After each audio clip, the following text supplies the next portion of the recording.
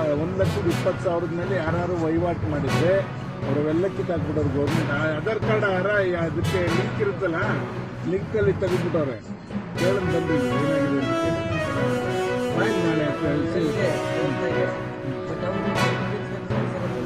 ಬೆಳಗ್ಗೆ ಬಾಯಿಲ್ ನಾಳೆ 4 ಗಂಟೆಗೆ ಹೇಳ್ತೀನಿ.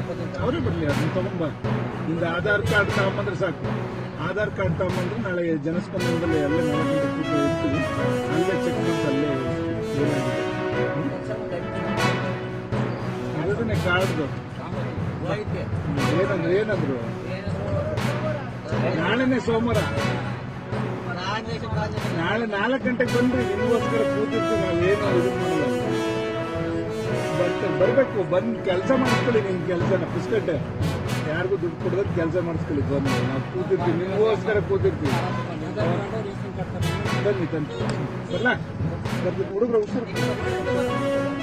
ಉತ್ತಮ ಕೊಡುಗೆಯನ್ನ ಸಮಾಜಕ್ಕೆ ಕೊಡ್ತಕ್ಕಂಥ ಮನಸ್ಥಿತಿ, ಜೊತೆಗೆ ಶ್ರೀರಾಮಚಂದ್ರನನ್ನ ಸೋಲಿಸ್ತಕ್ಕಂಥ ಲವಕುಶರಿಗೆ ಕೊಟ್ಟಂಥ ತರಬೇತಿ, ಆ ಯುದ್ಧದ ಪ್ರಾವೀಣ್ಯತೆ, ಇವೆಲ್ಲವೂ ಕೂಡ ನಾವು ಹೆಮ್ಮೆ ಪಡುವಂತಹ ಸಂಗತಿಗಳು ಅಂತೇಳಿ ನಾವೆಲ್ಲ ಭಾವಿಸ್ಬೇಕಾಗ್ತದೆ.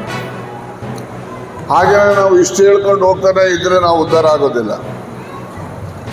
ನಮ್ಮಲ್ಲಿ ಮಕ್ಕಳಿಗೆ ಹೆಚ್ಚು ವಿದ್ಯಾವಂತನಾಗಿ ಮಾಡ್ತಕ್ಕಂಥದ್ದಾಗಬೇಕು.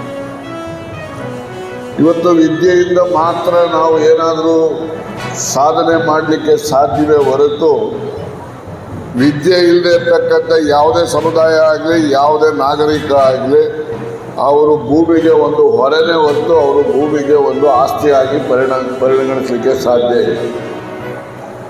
ಯಾವುದೇ ಸಮುದಾಯದಲ್ಲಿ ಜನ್ಮ ತೆಗೆದುಕೊಂಡ್ರು ಕೂಡ ಯಾರು ಅರ್ಜಿ ಹಾಕ್ಕೊಂಡು ಆ ಜಾತಿಲಿ ಹುಟ್ಟೋದಿಲ್ಲ. ನಾವೇನು ಇವ್ರ ಮನೇಲಿ ಹುಟ್ಟಬೇಕು ಅಥವಾ ಇವ್ರ ಜಾತಿಯಲ್ಲಿ ಹುಟ್ಟಬೇಕು ಅಥವಾ ಸಾಹುಕಾರರ ಮನೇಲಿ ಹುಟ್ಟಬೇಕು ಅಂತೇಳಿ ಯಾರೂ ಅರ್ಜಿ ಹಾಕ್ಕೊಳ್ಳೋದಿಲ್ಲ. ನಮ್ಮ ಪೂರ್ವ ಜನ್ಮದ ಸುಕೃತದ ಫಲವಾಗಿ ಭಗವಂತ ನಮಗೆ ಜನ್ಮ ಕೊಟ್ಟಿರ್ತಾರೆ. ಜನ್ಮವನ್ನು ತಾಳದಂಥ ಜನ ನಾವೆಲ್ಲ ಏನಿದ್ದೇವೆ. ಕುವೆಂಪುರವರು ಹೇಳಿದಾಗೆ ಮಾನವ ಜನ್ಮವನ್ನು ಪಡೆದಾಗ ಅವನು ವಿಶ್ವಮಾನವ ಇರ್ತಾನೆ. ಅವನ ಬೆಳೀತಾ ಈ ಪ್ರಪಂಚದಲ್ಲಿರ್ತಕ್ಕಂಥ ಏನು ಕೆಟ್ಟ ತಿಳುವಳಿಕೆಗಳು ಬರ್ತವೆ ಅದನ್ನೆಲ್ಲ ಕಲ್ತ್ಕೊಂಡು ಅವನು ಅಲ್ಪ ಮಾನವ ಆಗ್ತಾನೆ.